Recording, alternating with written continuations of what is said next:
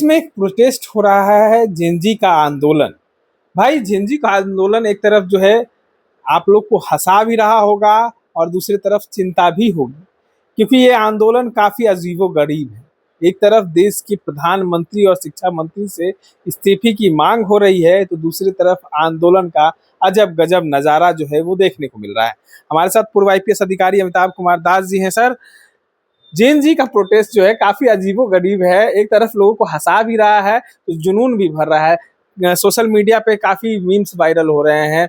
अब लोग तो यहाँ तक नहीं, ये जो मेलोनी है उनके भी इंस्टा आईडी पर मैसेज कर रहे हैं कि अरे समझाइए उनको, इस्तीफा दे दीजिए। देखिए, पहले मैं दर्शकों को जेन जी का मतलब समझाता हूँ। 1997 से 2012 के बीच जो बच्चे पैदा हुए हैं उनको दुनिया भर में जेन जी कहा जाता है। इसके बाद पैदा हुए बच्चों को अल्फा कहते हैं, अल्फा जनरेशन। तो ये जो जेन जी वाले बच्चे हैं, नेचुरल है, सब कम उम्र के हैं, युवा हैं, लड़के हों लड़कियां हों। इनके साथ दो चार बातें बड़ी हैं। एक तो सब युवा हैं तो पूरे ऊर्जा से भरपूर हैं, है ना, बिना बूस्ट खाए इनमें एनर्जी पिए इनमें एनर्जी रहती है। दूसरी बात कि सब पढ़े लिखे हैं, इसमें कोई मोदी की तरह जाहिल नहीं है, सब पढ़े लिखे वेल एजुकेटेड लोग हैं। दूसरी बात, तीसरी बात कि सब ये लोग टेक सेवी हैं।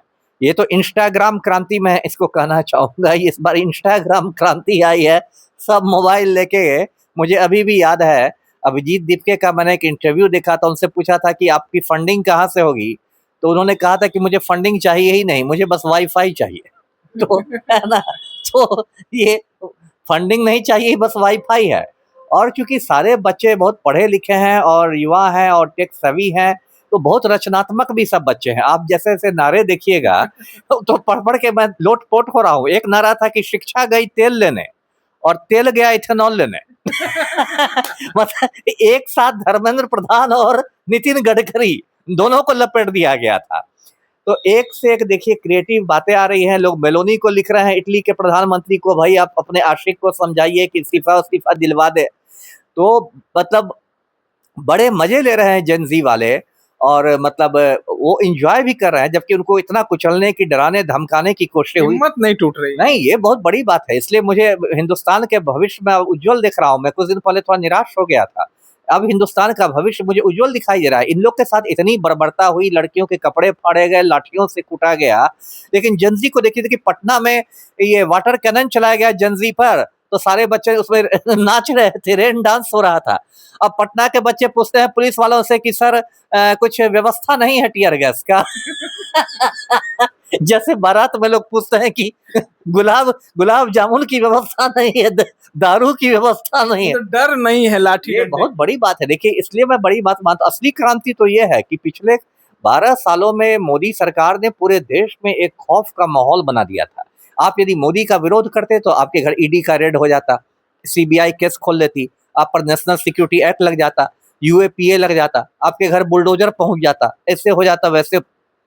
वो जो आप कहते हैं कि जंतर मंतर डर छू मंतर, जंतर मंतर के आंदोलन का सबसे बड़ा जो पॉजिटिव इम्पैक्ट पड़ा है, सबसे बड़ा जो सकारात्मक प्रभाव हुआ है कि इसने खौफ के माहौल को खत्म कर दिया। अब तो खौफ मोदी जी के चेहरे पर दिखाई दे रहा है।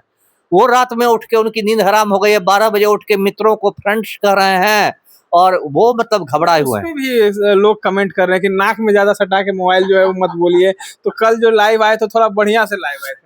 वही ना, बड़े अब तो ये एक्सपर्ट लोग हैं ना, ये तो मीम बना देंगे, तुरंत ही इंस्टाग्राम पर बना देंगे। तो ऐसे ऐसे काम कर रहे हैं कि मुझे पता भी नहीं था कि ये भी काम होता है। तुरंत ये पोस्टर बनाते हैं, चैट जीपीटी से पोस्टर बना देते हैं, ब्लिंकिट के भेज देते हैं, ब्लिंकिट छाप के पोस्टर भेज देता है। ये तो पूरा मतलब इन लोगों ने तकनीकी क्रांति कर दी है। मतलब सरकार के हर नहले पर जेन जी का दहला पड़ रहा है, तो ये तो बड़ी खुशी की बात है भाई। इससे कम से कम सरकार डर तो गई। बहुत जरूरी था। देखिए, लोकतंत्र में हमेशा सरकार को डरे रहना चाहिए, तभी सरकार ठीक से काम करती है। बात है कि दूसरे देशों के नेताओं को भारत में क्या हो रहा है ये पता नहीं चल पाता था। अब इंस्टा ट्विटर के माध्यम से लोग वहां भी पहुंचा दे रहे हैं। पहुंचा रहे हैं। और सरकार सरकार तो अब इतने घटिया स्तर पर उतर आई है कि जोमेटो को रोक रही है, स्विगी को रोक रही है कि सारे बच्चे भूखे मर जाए। लेकिन देखिए वहां पर, और ये असली हिंदुस्तान दिखाई दे रहा है कि सरदारों ने वहां लंगर शुरू कर दिया है।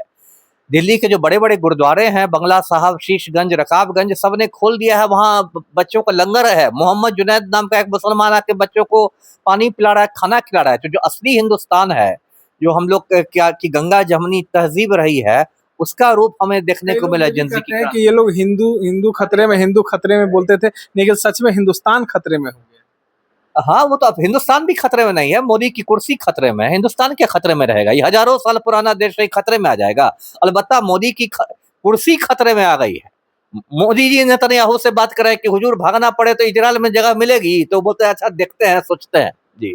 चलिए, तमाम चीज़ों को आप सुन रहे थे और ये जेन ज़ी का प्रोटेस्ट जो है काफ़ी अजीबो-गरीब देखने को मिल रहा है। आज पटना के में पूरे भारत बंद का आह्वान आइसा के द्वारा कराया गया है, लेकिन इसमें भी तमाम जेन ज़ी का जो प्रोटेस्ट जो देखने को मिल रहा है, छात्र जो है वो फिर से जो है सड़कों पे उतर चुके हैं और इसमें कई राजनेता भी शामिल हो रहे हैं।